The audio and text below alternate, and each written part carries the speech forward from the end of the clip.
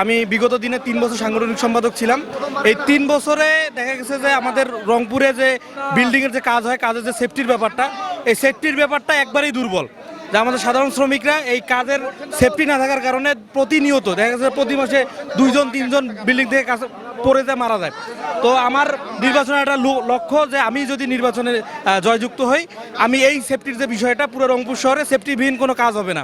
মানে আমি চাবো যে আমার শাসন, আমার তিন বছরের সময়ে আমার জানা মতে যাতে কোনো লোক ভবন থেকে পড়ে গিয়ে বা অপ্রত্যাশিত মৃত্যুবরণ না করে, এটাই আমার উদ্দেশ্য। সাধারণ সম্পাদক পদে পদপ্রার্থী আছি। আমি শ্রমিকদের পাশে থাকতে চাই। বিশেষ করে আমাদের রংপুরে যে সকল হাইরাইজ বিল্ডিংগুলো হচ্ছে, এখানে কোনো সেফটির ব্যবস্থা নাই।